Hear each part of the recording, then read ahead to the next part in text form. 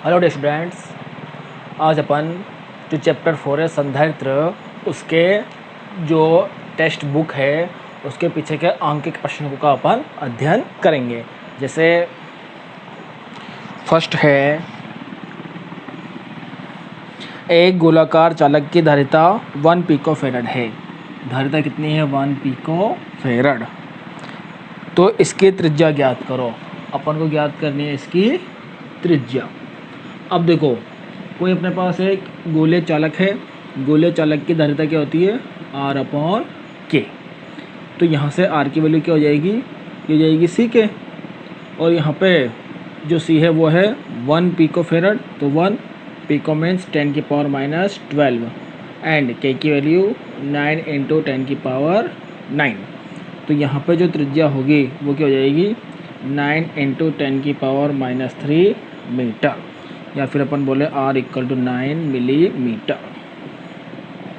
ये हो गया अपने पास फर्स्ट क्वेश्चन, 9 मिलीमीटर। ऐसे ही जो सेकंड क्वेश्चन है वो सेकंड क्वेश्चन है,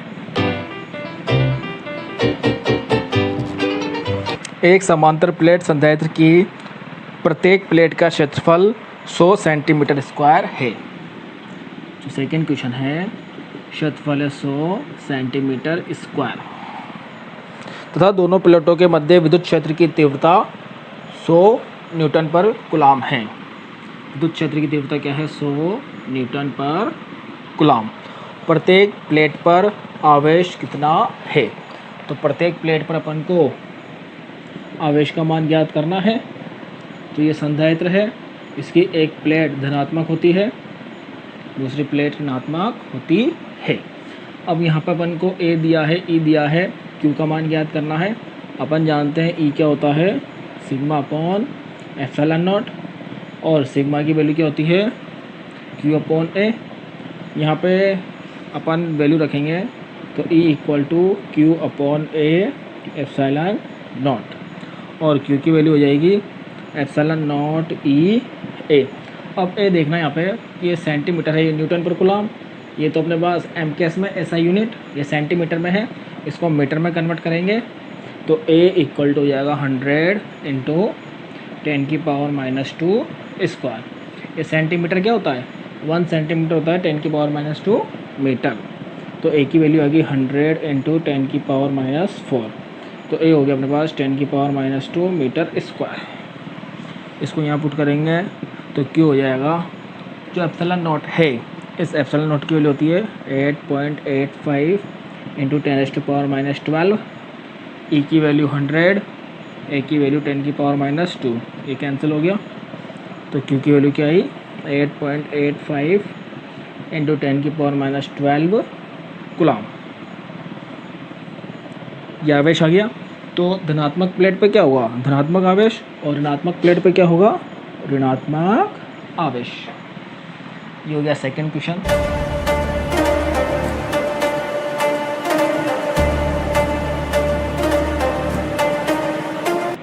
ऐसे ही तीसरा क्वेश्चन है, किसी समांतर प्लेट संधारित्र को एक निश्चित विभवांतर पर रखा जाता है। मतलब विभवांतर का मान क्या हो गया? नियत। इसके विभवांतर को समान रखते हुए प्लेट के मध्य 3 मिलीमीटर मोटाई स्लैब रखी जाती है। तो ये दो प्लेट है, इसके बीच की दूरी D मान लो, और इसके बीच में T = 3 मिलीमीटर स्लैब रखी जाती है। तो ये T की वैल्यू कितनी होगी? 3 मिलीमीटर, 3 × 10⁻³ मीटर। तो प्लेटों के मध्य दूरी 2.4 mm बढ़ाने पर, अब दूरी कितनी बढ़ाई अपन ने? 2.4 mm। अभी D है तो D में अपन ने क्या करा? ये बढ़ा दी। तो यहाँ से यहाँ तक क्या है? पहले तो D थी, अब 2.4 mm बढ़ाई तो D + 2.4 mm, और इसको मान लो आप D'। तो बढ़ी हुई दूरी कितनी होगी? D + 2.4 mm। तो यहाँ पे बढ़ी हुई दूरी D' = D + 2.4 mm तो जाएगा D dash minus D equal to 2.4 mm। तो D dash minus D equal to 2.4 into 10⁻³ metre. ज्ञात क्या करना है अपन को? स्लैब के पराविद्युतांक की गणना करो। ये जो स्लैब है इसका जो पराविद्युतांक है इसकी गणना करनी है। देखो अपन जानते हैं जब स्लैब नहीं है तब अपने पास जो धारिता होती है वो धारिता होती है ε0 A/d। अब बाद में जब पराविद्युत पदार्थ रख दिया और उसके बाद ये दूरी बढ़ा ली, अब दोनों के बीच की दूरी कितनी है? d dash. तो पराविद्युत पदार्थ रखने पर जो धारिता होगी वह क्या होगी? ε0 A/d dash minus t plus t/εr। देखो ये अपन ने पढ़ा है टॉपिक, कोई भी पराविद्युत पदार्थ रखने पर धारिता में क्या परिवर्तन होता है। पर यहाँ पे क्या हुआ? धारिता में परिवर्तन होता पर अपन ने दूरी बढ़ा दी ना, तो दूरी बढ़ाने पर जो धारिता है इसकी वो परिवर्तित नहीं हुई। उसने बोला है कि अपन ने जो विभवांतर है वो विभवांतर क्या रखा है? एक समान। जो विभवांतर एक समान है तो धारिताएं भी क्या होगी? एक समान होगी। तो ये धारिताएं एक समान है। तो यहाँ पर ये दोनों बराबर है तो दोनों को इक्वल कर देंगे। इक्वल करते ही क्या हुआ? ये हो गया ε0 A/d equal to ε0 A/d dash minus t plus t/εr। इससे ये कैंसिल और यहाँ पे क्या हो गया? ये हो जाएगा d equal to D dash minus T plus t/εr। और ये बन जाएगा, इधर जाएगा इसको इधर ले आएंगे तो ये बनेगा t माइनस t/εr। ये चीज़ इधर आ गई और इधर होगा d डैश माइनस d। यहाँ से t कॉमन आ गया, 1 माइनस 1/εr और ये हो गया इधर d डैश माइनस d और हो जाएगा 1 minus 1/εr equal to d dash minus d/t। अब d डैश माइनस d इसकी वैल्यू कितनी थी? 2.4 इंटू 10⁻³ और जो स्लैब रखी थी उसकी मोटाई कितनी थी? 3 इंटू 10⁻³ इससे ये कैंसिल। तो यहाँ पे क्या आया? 1 माइनस 1/εr इक्वल टू, इससे ये कैंसिल होगा अपने पास 0.8 टाइम्स 2.4/3 है तो 0.8। तो यहाँ पे अपने पास जो आएगा वो आ गया, इसको सोल्व करेंगे 1/εr और इसको इधर भेजेंगे 1 माइनस 0.8 और ये 1 माइनस 0.8 क्या हुआ? 0.2। तो εr equal to 1/0.2 equal to 1/0.2 कितना होता है? 5। तो εr की वैल्यू कितनी आई? 5। यह आ गया अपने पास पराविद्युतांक 5 आ रहा है।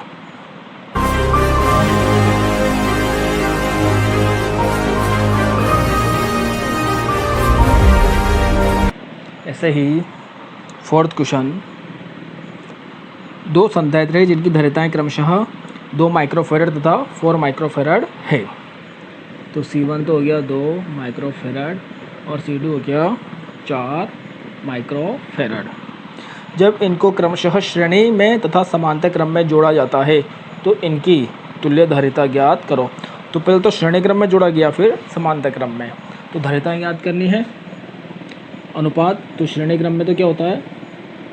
1/CS equal to 1/C1 plus 1/C2।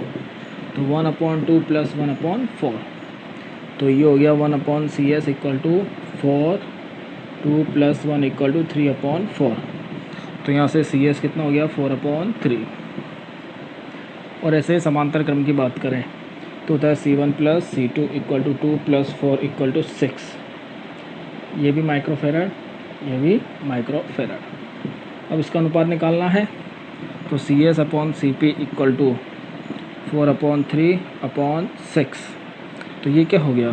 4/3 into 6, 2 से 2 टाइम्स, 2 से 3 टाइम्स, 2/9। तो अनुपात कितना हो गया अपने पास? 2/9। 2/9 आ गया।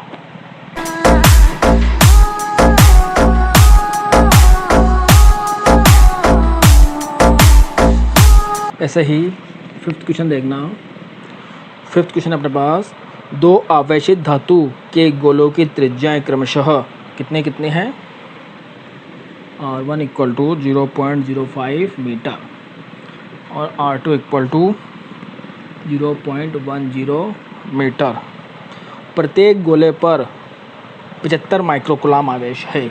दोनों पर ही कितना है, 75 माइक्रोकुलाम। इसमें भी क्या होगा, 75 माइक्रोकुलाम। इन गोलों को पतले तार से जोड़ने पर, दोनों को अपन ने पतले तार से जोड़ा तो उभयनिष्ठ विभव ज्ञात करना है और आवेश प्रवाह की मात्रा ज्ञात करनी है। तो उभयनिष्ठ विभव ज्ञात करेंगे तो उभयनिष्ठ विभव क्या हो जाएगा, देखो विभव क्या होगा अपने पास, वैसे तो Q इक्वल टू होता है CV और V हो जाएगा Q अपॉन C। जो V हो जाएगा अपने पास कुल आवेश तथा कुल धारिता। तो V इक्वल टू कुल आवेश Q1 प्लस Q2 और कुल धारिता C1 प्लस C2 और C की वैल्यू होती है अपने पास R अपॉन K। तो ये हो जाएगा V equal to Q1 plus Q2 upon R1 upon K plus R2 upon K।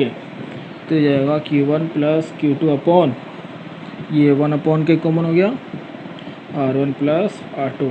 और जो ये हुआ देखो, ये अपॉन में है ना, ये अपने पास ये अपॉन के अपॉन में, तो ये ऊपर आ जाएगा। तो V इक्वल टू होगा K Q1 plus Q2 upon R1 plus R2। और यहाँ से K की वैल्यू तो होती है 9 इंटू 10 की power 9 into Q1 plus Q2 75 plus 75। ये हो गया माइक्रोकुलाम है। तो माइक्रो मतलब 10 की power minus 6 upon R1 plus R2 हो जाएगा 0.05 प्लस 0.10। इसको सोल्व कर देंगे।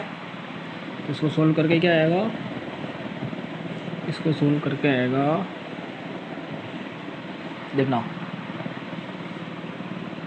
9 इंटू 10 की पावर 9 इंटू 75 150 इंटू 10 की पावर माइनस 6 अपॉन हो जाएगा 0.15। इन दोनों को ऐड किया, अब इसको सोल्व करेंगे तो 0.15, देखो ये पॉइंट हटा दो, यहाँ पे 100 हो जाएगा। 15 से ये 10 टाइम्स, तो अपने पास यहाँ पे आंसर क्या हुआ, V equal to 9 into 10 to power, ये हो गया 3 माइनस 3 9 6 वोल्ट। ये हो गया अपने पास voltage V equal to 9 into 10 की पावर 6 वोल्ट आ रहा है, 9 इंटू 10 की पावर 6 वोल्ट। अपन को कैलकुलेट करना है आवेश प्रवाह की मात्रा, जो आवेश प्रवाहित हुआ। तो देखना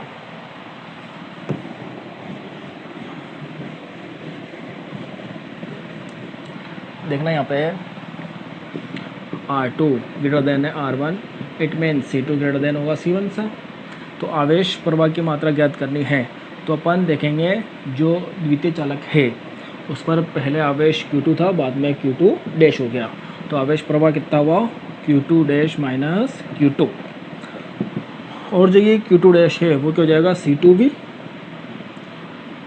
माइनस और Q2 की वैल्यू क्या है 75 माइक्रोकुलाम। अब ये तो हो गया कि दो Q इक्वल टू होता है CV, तो Q2 डैश हो जाएगा C2V। बाद में विभव अपने पास निकल ही गया था। अब C2 की वैल्यू कैसे निकालेंगे अपन, हो जाएगा R2 upon K। C equal to R upon K होता है, तो हो गया R2 अपॉन K और V माइनस 75 इंटू 10 की पावर माइनस 6। अब R2 की वैल्यू कितनी है 0.10, K की वैल्यू 9 इंटू 10 की पावर 9, V की वैल्यू अभी अपन निकालते हैं 9 इंटू 10 की पावर 6 माइनस 75 इंटू 10 की पावर माइनस 6। तो 9 से 9 कैंसिल हुआ और इधर जो अपने पास आएगा ये तो हो जाएगा 10 की पावर माइनस 1 अपॉन 100 होगा ना, 10 की पावर माइनस 1 प्लस 6 प्लस 5 ऊपर होती 10 की पावर माइनस 4, क्योंकि ये प्लस 5 माइनस 9, तो प्लस 5 माइनस 9 माइनस 4 और ये हो जाएगा 75 इंटू 10⁻⁶। इन दोनों का ऑर्डर जो इनकी ये घात है ये अपन को सेम लानी पड़ेगी। तो ये हो जाएगी, देखो इसको अपन लिख सकते हैं, इसको अपन लिख सकते हैं 100 इंटू 10⁻⁶। 10⁻⁶ आना था अपन को, तो क्योंकि इधर भी 10⁻⁶ है और इसको सोल्व करेंगे तो ये आ जाएगा। तो 100 इंटू 10⁻⁶ माइनस 75 इंटू 10⁻⁶। तो ये वैल्यू है कि अपने पास ये 100 माइनस 75 इंटू 10⁻⁶। कॉमन हो गया 10⁻⁶। 100 माइनस 75 कितना हुआ 25 इंटू 10⁻⁶। तो 25 माइक्रो कूलम। तो इतना अपने पास आवेश प्रवाह हुआ। ये हो गया अपने पास 5th क्वेश्चन। अब 6th क्वेश्चन देखेंगे। तो 6th क्वेश्चन क्या है,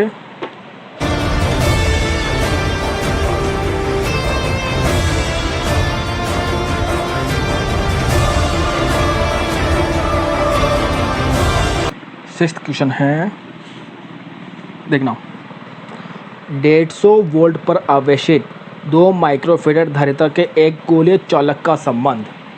तो अपने पास V1 कितना है 150 वोल्ट और C1 कितना है 2 माइक्रोफेरेड के गोले चालक का संबंध 1 माइक्रोफेरेड के किसी निरावेशित गोले से है।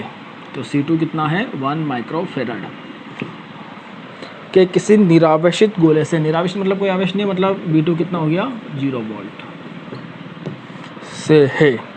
तो उभयनिष्ठ विभव की गणना करो तथा प्रत्येक चालक पर आवेश का मान भी ज्ञात करो। तो उभयनिष्ठ विभव अपन जानते हैं, उभयनिष्ठ विभव क्या होगा C1 V1 plus C2 V2 upon C1 plus C2। तो V इक्वल टू C1 कितना 2 इंटू माइक्रो है 10⁻⁶, V1 150 plus C2 1 into 10⁻⁶ into V2 0 upon C1 plus C2 2 plus 1 microfarad. तो ये अपने पास आएगा V equal to 150 into 2 300 into 10⁻⁶ से तो वे 0 अपॉन 3 इंटू 10⁻⁶, ये कैंसिल, ये हुआ 100 वोल्ट। तो V तो आ गया। उसके बाद आवेश ज्ञात करना है।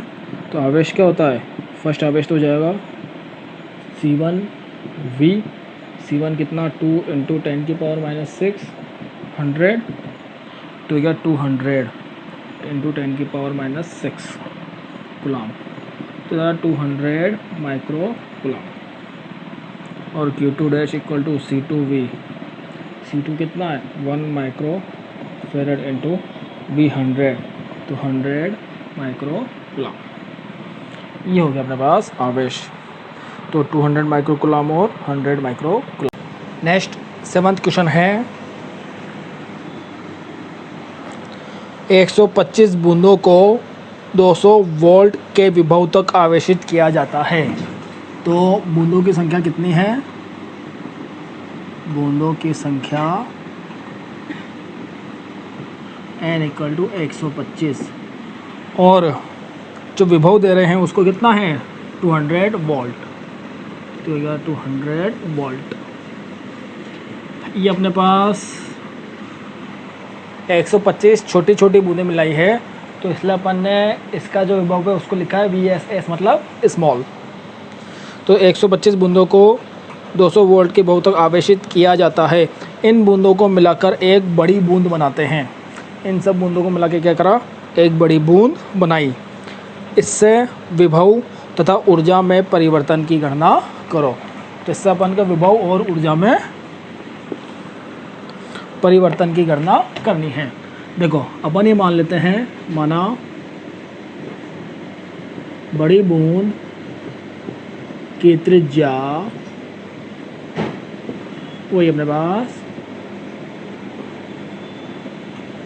RB, B यानी बिग, और छोटी बूंद की त्रिज्या ये हो गया अपने पास RSS मतलब स्मॉल, और बड़ी बूंद पर विभव वो हो जाएगा हमारे पास वीबी। अब देखना, जब छोटी छोटी बूंदों को मिला के बड़ी बूंद बनाएंगे तो आयतन तो समान रहेगा। तो अपने पास क्या होगा, एक बड़ी बूंद का आयतन इक्वल टू 125 छोटी बूंदों का आयतन। और बूंद एक तरह से अपन गोलाकार मानते हैं, और तो गोले का आयतन क्या होता है 4/3 पाई, और ये बड़ी बूंद का आयतन पाई आर स्क्वायर त्रिज्या। तो अपने पास क्या होगा, ये R B cube 4/3 pi R cube equal to 125 into छोटी बूंद का आयतन 4/3 पाई आर क्यूब, तो पाई आर एस क्यूब। 4/3 से 4/3 पाई कट गया, तो यह R B cube equal to 125 R S cube. तो यहाँ से हो जाएगा R B equal to 5 R S. ये आ गया अपने पास त्रिज्या में संबंध। मतलब बड़ी बूंद की जो त्रिज्या है वो छोटी बूंद की त्रिज्या कितनी है, 5 गुना। और अपने पास ये हो जाएगा, ये तो हो ही गया, ये हो जाएगा R B equal to 5 R S. अब विभव निकालना है अपन को, तो वो देखना, छोटी बूंद का विभव होगा छोटी बूंद का वी एस इक्वल टू के क्यू अपॉन आर। और इस वी एस का मान कितना है, इस वी एस का मान है 200। और बड़ी बूंद का विभव है वो होगा अपने पास के, अब देखो एक छोटी बूंद पर आवेश क्यू है, तो वो 125 बूंदें मिलके बड़ी मिली है, तो टोटल आवेश कितना जाएगा, होगा 125 क्यू अपॉन त्रिज्या आर बी बड़ी बूंद के लिए। और ये अपने पास विभव वी बी है, ये वी बी अपन को ज्ञात करना है। तो ये अपने पास एक इक्वेशन, ये एक इक्वेशन, दोनों को डिवाइड कर देंगे। जब दोनों को भाग दिया तो ये अपने पास होगा K Q upon R S upon K 125 Q upon R B equal to 200/वी बी। अब के क्यू से के क्यू कैंसिल, और यहाँ पे हो जाएगा ये बनेगा, ये अपॉन के अपॉन में है, R B upon 125 R S equal to 200/वी बी। आर बी की वैल्यू 5 आर एस, तो जाएगा 5 आर एस बटे 125 आर एस इक्वल टू 200/वी बी। आर एस से आर एस कैंसिल, 5 से ये गया अपने पास कितनी बार, 25 बार। तो यहाँ से वी बी आ जाएगा, तो वी बी का मान कितना आया, वी बी का मान आ जाएगा ये वो अपने पास 1/25 इक्वल टू 200/वी बी। तो वी बी का मान कितना आया, 200 × 25 मतलब 5000 वोल्ट। ठीक, ये तो विभव आ गया। अपन को निकालना है ऊर्जा। तो ऊर्जा का सूत्र क्या होता है, ऊर्जा का सूत्र होता है हाफ CV²। तो यहाँ से जो ऊर्जा होगी, तो देखना, जब छोटी बूंदें मिला के बड़ी बूंद बनाई तो अपने पास छोटी बूंदों की कुल ऊर्जा कितनी हो जाएगी, US equal to half C, इसका S मान लो, CS हाफ V², तो VS²। ठीक, अब ये धारिता है, धारिता का सूत्र हो जाएगा, C होता है वैसे अपने पास R/K। तो यहाँ पे ये त्रिज्या है, तो इसकी त्रिज्या की अपने पास RS/K VS²। और ऐसे ही जो ये ऊर्जा है, ये तो किसकी है, ये अपने पास एक बूंद की ऊर्जा, पर टोटल अपने पास कितनी ऊर्जा है, टोटल अपने पास कितनी बूंदें हैं, 125। तो ये 125 से गुणा हो जाएगा 125 से गुणा। तो ये एक बूंद की ऊर्जा और ये 125 बूंदों की ऊर्जा।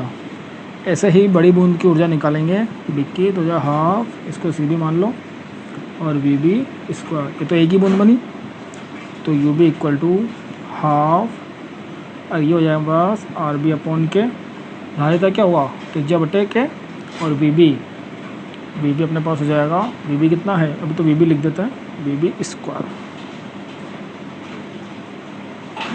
तो ये दो आगे, इन दोनों में संबंध ज्ञात करना है। संबंध कैसे ज्ञात कर लेंगे, ये संबंध आ जाएगा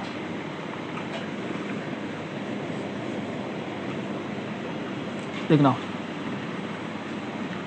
बी एस अपॉन ये U S upon U B equal to, U S कितना है half R S upon K, V S इसकी वैल्यू कितनी है 200 स्क्वायर इंटू 125 बटे, ये हो जाएगा अपने पास हाफ आर बी की वैल्यू क्या है 5 R S upon K, we B कितना है अभी अपने पास 50,000 स्क्वायर। तो ये आ गया अपने पास सारे मान, अपने पास ये क्या हो गया, आधे से आधा गया, आर एस अपॉन के से आर एस अपॉन के गया। अब देखना ये 20 से 20 कैंसिल, ए स्क्वायर में ना दोनों, और 2 से ये गया 25 बार, तो U S upon U B equal to, ये हो गया ऊपर तो बचा अपने पास कितनी बचा, ये 125 बटे नीचे भैया 5, और ये 25 का स्क्वायर, तो यहाँ से हो जाएगा U S upon U B equal to, इससे ये जाएगा 25 बार, इससे ये जाएगा कैंसिल 1/25, तो यहाँ से हो गया U B equal to 25 U S, U B equal to 25 U S. तो जो बड़ी बूंद बनी, बड़ी बूंद की ऊर्जा क्या होगी, जो छोटी बूंद की ऊर्जा है उसकी 25 गुना। ये हो गया अपने पास 7th क्वेश्चन। नेक्स्ट अपने पास 8th क्वेश्चन।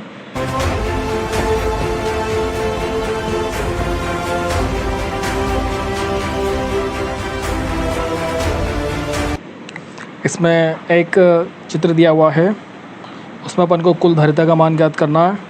जैसे ये चित्र है,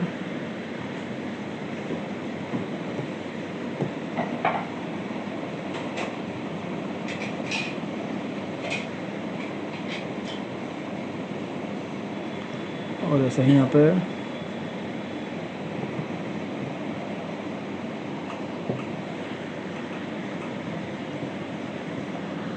ये ए, ये बी, यहाँ पे 8 है संधारित्र। अब देखना ये चित्र में प्रत्येक संधारित्र की धारिता कितनी है 1 माइक्रोफेराड। तो ए व बी के मध्य तुल्य धारिता ज्ञात करनी है। जो जितने भी संधारित्र हैं इनकी धारिता क्या है 1 माइक्रोफेराड,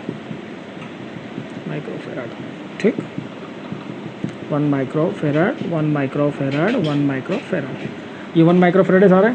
अब देखो ये 1 है, ये है अपने पास 2 है, यहाँ पे 4 है, यहाँ पे 8 है, और ऐसे अपने पास 16 32 ऐसे ये कहाँ तक जा रहे हैं अनंत तक।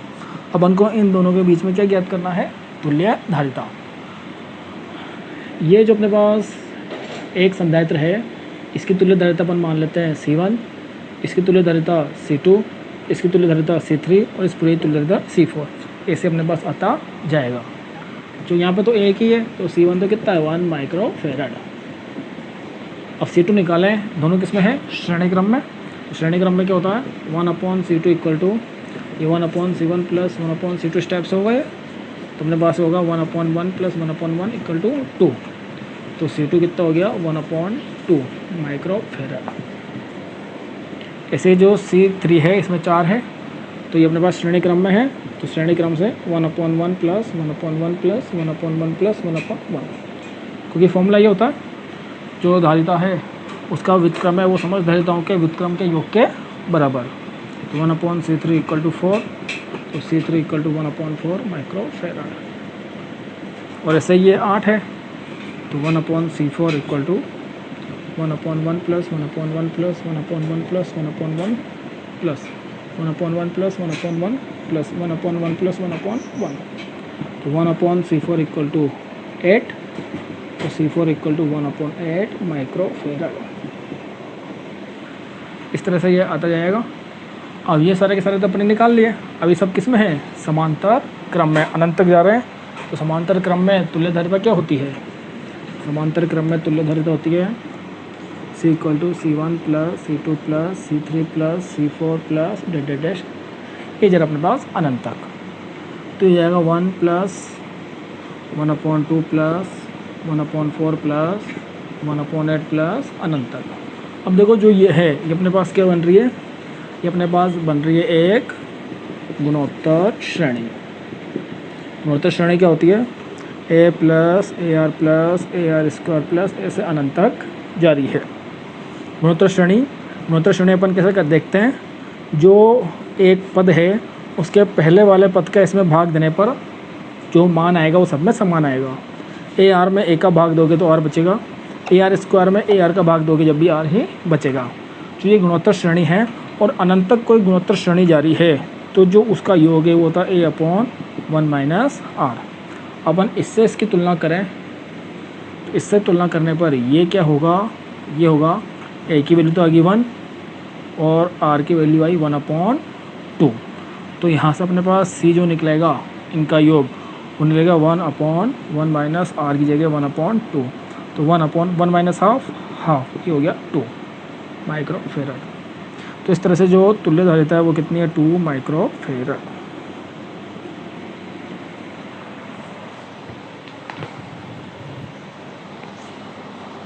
अब देखें अपन 9th क्वेश्चन। तो 9th क्वेश्चन क्या?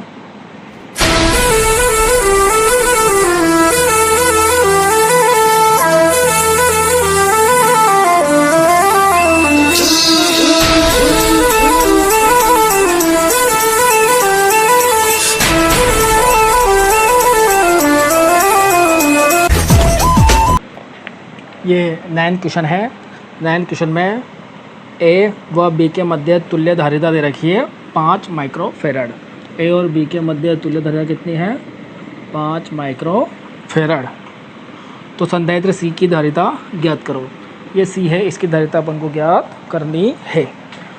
तो टोटल तो अपन को दे रखा है और अपन को C का मान ज्ञात करना है। तो यहाँ पे देखना, ये अपने पास ये दोनों किस में हैं?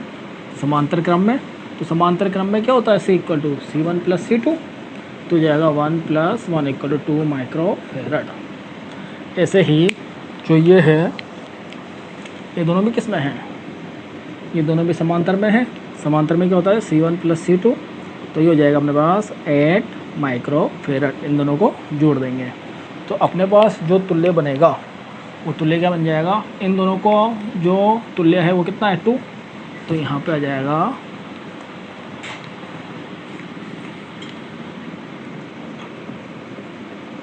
ये 2 माइक्रोफेराड। और ये है यहाँ पे इसका तुल्य क्या आ जाएगा? यहाँ पे तुल्य आएगा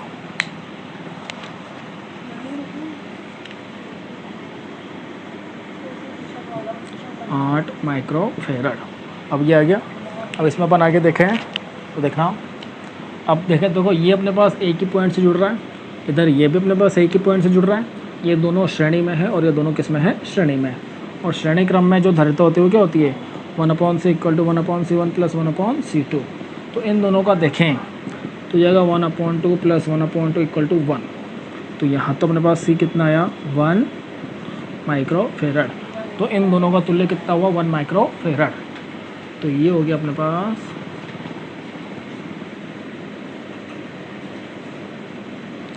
1 माइक्रोफेराड। अब ये दोनों भी अपने पास केस में हैं? श्रेणी में। तो इनका तुल्य क्या जाएगा?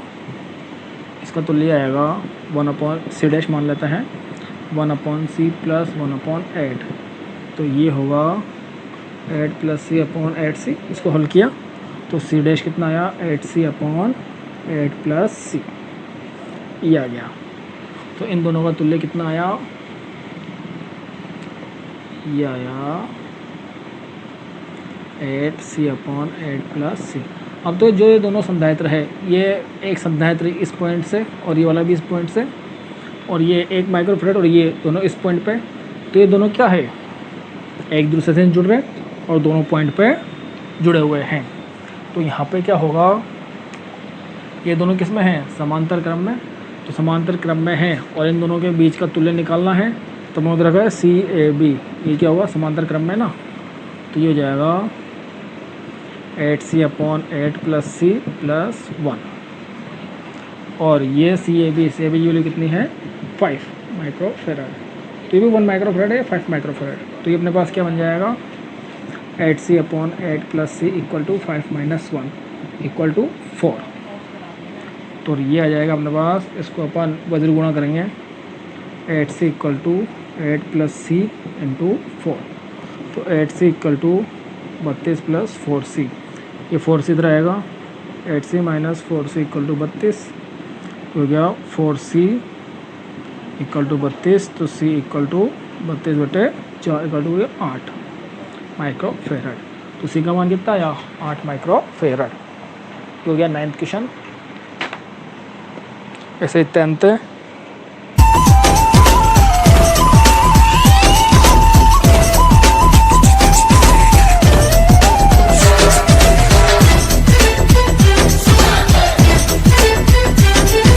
क्वेश्चन है, इसमें अपन को आकृति दे रखी है कैसी,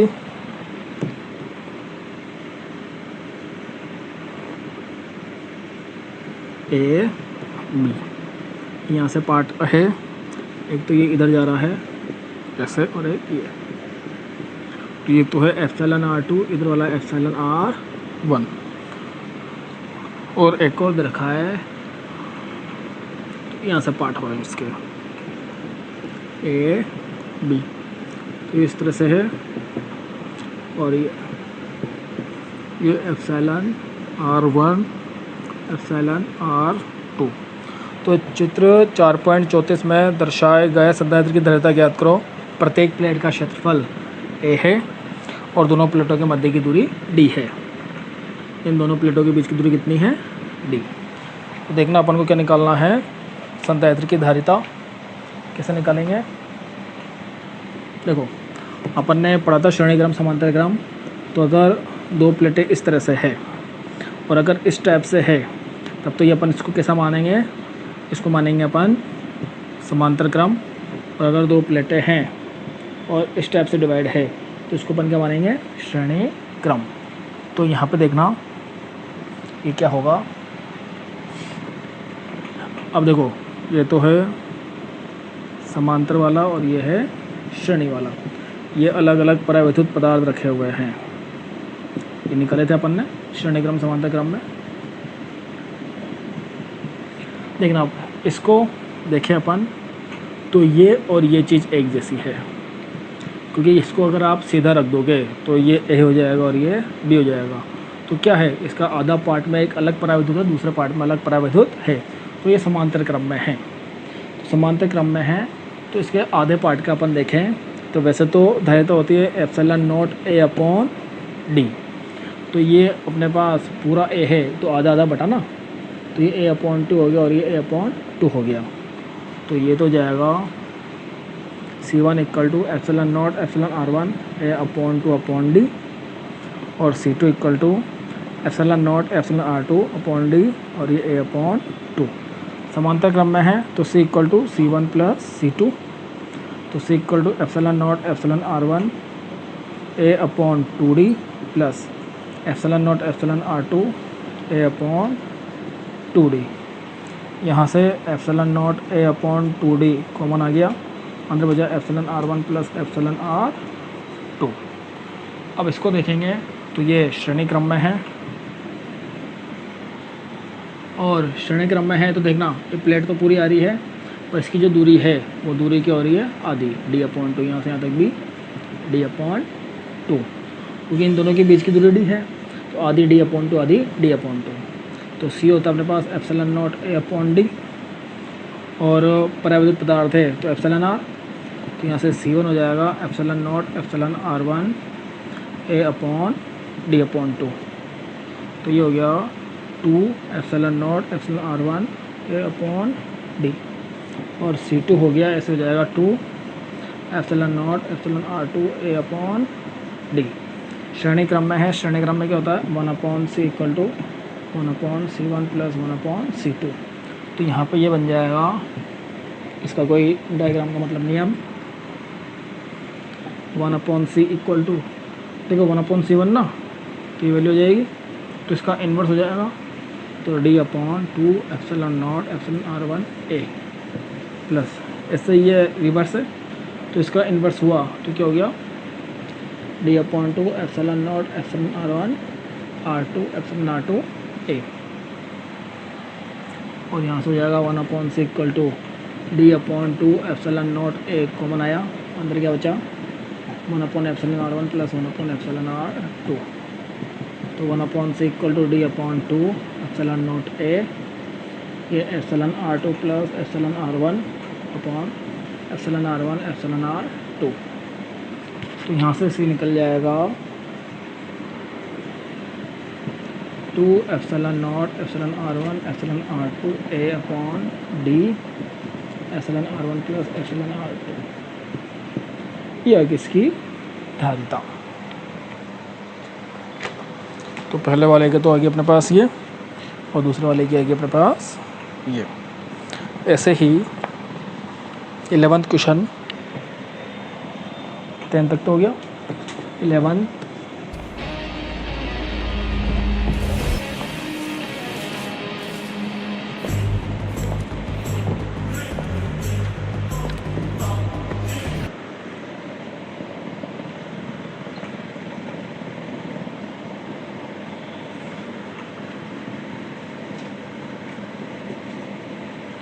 ये 12 microfarad, 8 microfarad, 4 microfarad, 4 microfarad, 16 microfarad, और ये बी। ए व बी के मध्य तुल्य धारिता निकालनी है। ए व बी के मध्य तुल्य धारिता कैसे निकालेंगे, देखो ये है श्रेणी क्रम में, तो पहले तो इसकी तुल्य धारिता निकाल लेते हैं। तो इसकी तुल्य धारिता क्या होगी 1 upon C equal to 1 upon 8 plus 1 upon 4, 8 1 plus 2 3 upon 8, तो C इक्वल टू 8 अपॉन 3, तो ये हो गया अपने पास 8 अपॉन 3, ये तो हो गया इसका 8 अपॉन 3। और ये दोनों किसमें हैं, समांतर में। समांतर में क्या होते हैं, जुड़ते हैं। C equal to C1 plus C2, C equal to 8 upon 3 plus 4, तो ये हो गया 8 प्लस 12 अपॉन 3 20 अपॉन 3 माइक्रोफेराड, तो 20 अपॉन 3 आ गया, तो ये बन गया अपने पास 20 अपॉन 3। तो अपने पास टोटल क्या आया, ये पूरा हुआ 20 अपॉन 3, तो ये क्या बन जाएगा अब ए बी 12 20 अपॉन 3 और ये 16। अब ये तीनों श्रेणी क्रम में हैं, तो इसकी तुल्य धारिता 1/12 प्लस ये 1/20 बटे कितना होता, तो अपने पास 3/20 प्लस 1/16। इसका एलसीएम लेंगे, एलसीएम आएगा अपने पास 240, तो ये हो जाएगा यहाँ से 20 बार, और ये हो जाएगा अपने पास 36 बार, और ये हो जाएगा अपने पास 16 से 15 बार। ठीक हो गया ना। तो यहाँ पे जो आएगा इनको अपन ऐड करेंगे, तो ये हो गया अपने पास 50 60 20 30 50 60 70 71 240, इसी की वैल्यू क्या आएगी 240/71 माइक्रोफेराड।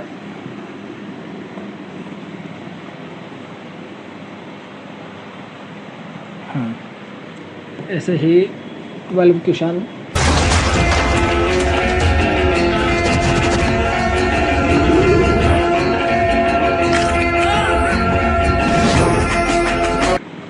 कौन सा है, किसी विलगित चालक को दूसरे सकेंद्रीय गोलक चालक जिसका बाहरी पृष्ठ पृथ्वी से संबंधित है से ढक देते हैं। यहाँ पे अपन गोलीय संधारित्र की बात कर रहे हैं। एक विलगित गोलीय चालक है, ये विलगित गोलीय चालक है, उसको दूसरे सकेंद्रीय गोलक चालक जिसका बाहरी पृष्ठ पृथ्वी से संबंधित है, इसका बाहरी पृष्ठ पृथ्वी से संबंधित है, उससे ढक देते हैं। n गोलीय चालकों की त्रिज्याओं का अनुपात, इसकी त्रिज्या r1 मान लो, इसकी त्रिज्या r2 मान लो, तो इनकी त्रिज्याओं का अनुपात r2/r1 = n/n-1। देखो ये दे रखा अपन को n/n-1, तो ये n की वैल्यू ज़्यादा है ना n-1 से, तो यहाँ से रेशो पता पड़ जाएगा, क्योंकि r2 का मान r1 से ज़्यादा है और n का मान n-1 से ज़्यादा है, इसलिए r2/r1 क्या हुआ, n/n-1। सिद्ध कीजिए कि इस समायोजन से गोलीय चालक की धारिता n गुना बढ़ जाती है। तो समायोजन से अपन को सिद्ध करना है कि इसकी जो धारिता है वो n गुना बढ़ गई। तो जो ये पहला संधारित्र है, तो पहले इसकी धारिता निकालते हैं अपन, क्योंकि पहले ये विलगित था, तो इसकी धारिता हो जाएगी गोलीय चालक की धारिता r/k, तो ये r1/k, k की वैल्यू 4πε0 और ये r1। जब ये समायोजन किया तो इसको मान लो कंबाइंड, और समायोजन में जो धारिता होती है वो धारिता क्या होती है, गोलीय संधारित्र की धारिता 4πε0 और हो जाएगा r1/r2 माइनस r1। ठीक, ये हो गया अपने पास गोलीय समायोजन में। अब अपन को देखना है कितने गुना बढ़ेगी या n गुना बढ़ जाती है, तो वो अपन कैसे देखेंगे। अपन यहाँ पे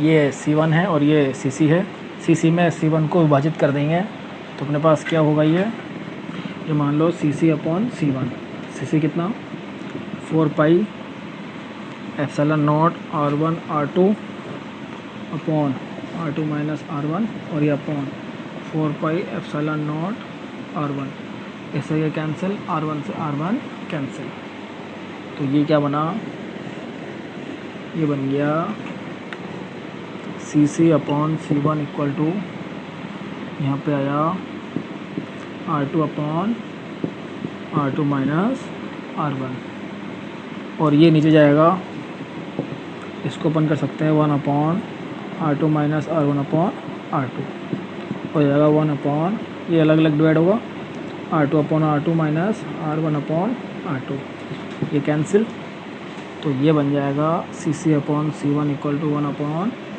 माइनस r1/r2, r2/r1 n/n-1, तो r1/r2 n-1/n, तो ये बन जाएगा CC/C1 equal to 1/1 minus n-1/n। ठीक, इन्वर्स हो गया ना, CC/C1 equal to 1/n minus n-1 equal to 1/n minus n+1, ये कैंसिल,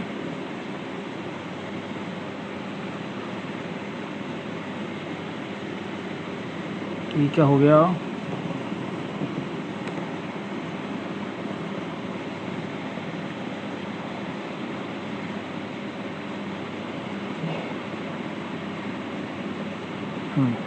अपॉन n आएगा ना, यहाँ पे भी अपॉन n, और ये n ऊपर चल जाएगा, 1/1/n, तो ये n ऊपर आ गया, तो CC equal to n/C1।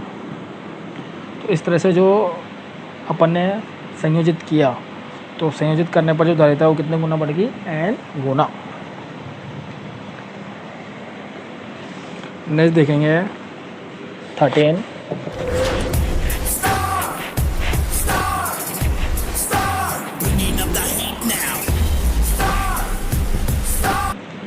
Question. देखो, एक समांतर प्लेट संधारित्र द्वारा संचित ऊर्जा घनत्व कितना है, 4.43 × 10⁻⁻10 जूल पर मीटर क्यूब। संधारित्र की प्लेटों के मध्य विद्युत क्षेत्र की तीव्रता ज्ञात करनी है, और दिया हुआ है ε0 8.86 × 10⁻12 फैराड पर तो यहाँ से अपन को ई का मान ज्ञात करना है। अपन जानते हैं ऊर्जा घनत्व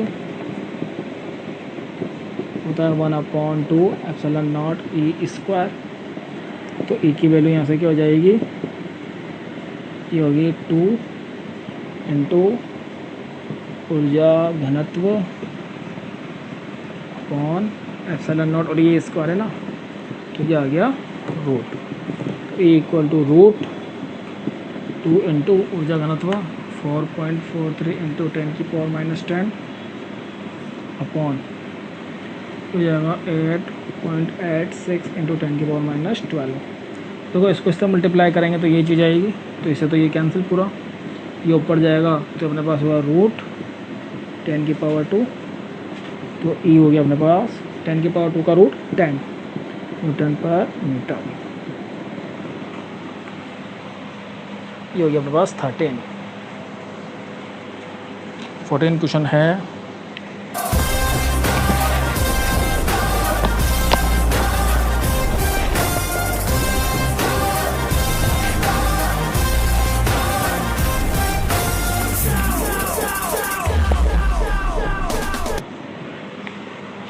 चित्र 4.36 में प्रदर्शन निकाय के मध्य की धारिता कितनी होगी यदि प्लेट का क्षेत्रफल ए है तथा दो निकटवर्ती प्लेटों के मध्य की दूरी डी है। अपने पास इधर रखा है,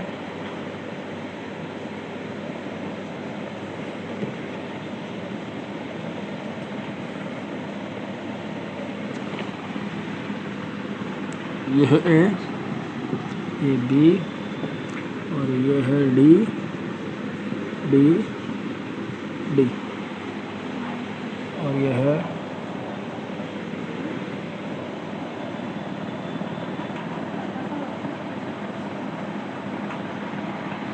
ए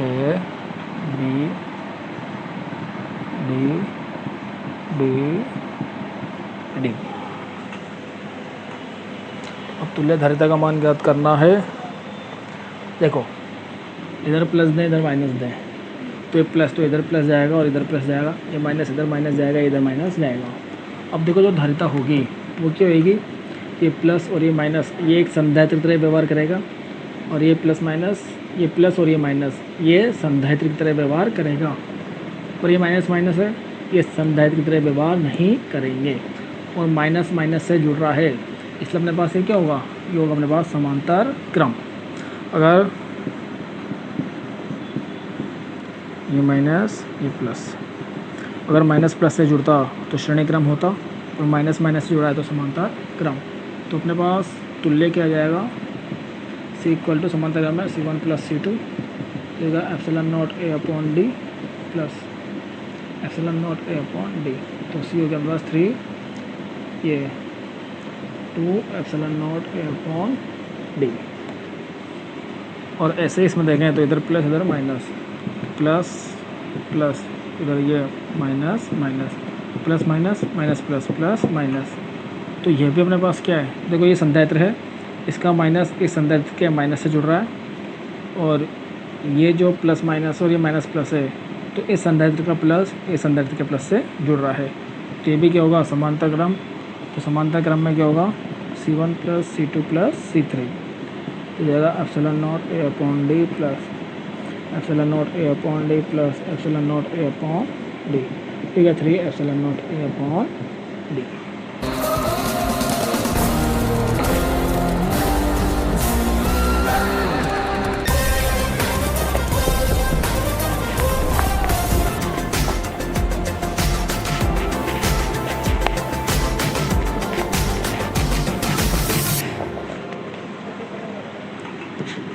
क्वेश्चन, सी धारिता के n संधारित्रों को श्रेणी क्रम में संयोजित करने पर तुल्य धारिता क्या है, CS, और समांतर क्रम में संयोजित करने पर तुल्य धारिता CP। तो सिद्ध कीजिए CP minus CS equal to n square minus 1 upon n into C। ये अपन को सिद्ध करना है। देखो अपन निकाल रखा है, अगर n संधारित्र समान धारिता के श्रेणी क्रम में हो तो CS होता है C अपॉन n, और अगर समांतर क्रम में हो तो CP होता है NC। ये पहले अपन ने डेरिवेशन में निकाल रखा है। तो CP माइनस CS क्या हो जाएगा, NC minus C upon n, सी ये जाएगा n-1/n और इसको सोल्व करेंगे तो जाएगा सी n² -1/n। ये अपने पास सेम है। ऐसे सिस्टेन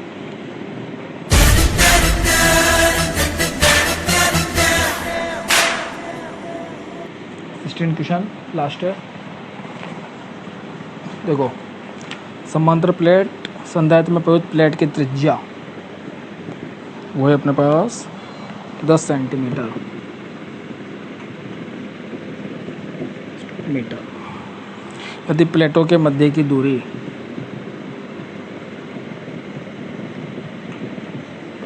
है तो हवा के लिए संधारित्र की धारिता ज्ञात करो।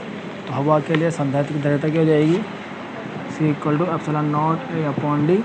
एरिया है, मतलब प्लेट अपने पास वृत्ताकार है तो इसका क्षेत्र हो जाएगा πr² तो ये ऐसी हो गया अपने पास ε0 8.86 × 10⁻⁻12 हो गया 3.14 × r² 10 × 10⁻²² d कितना है 10 × 10⁻²। इससे यह कैंसिल और ये बन जाएगा अपने पास 8.86 × 3.14 × ये होगा 10 की पावर ये ना ये होगा -2 -12 -40 नहीं 10 -1 -13। इसको अपन सोल्व करेंगे तो अपने पास 27.8 × 10⁻13 जो बन जाएगा 2.78 × 10⁻12 और ये होगा 2.78 पिको फेरड।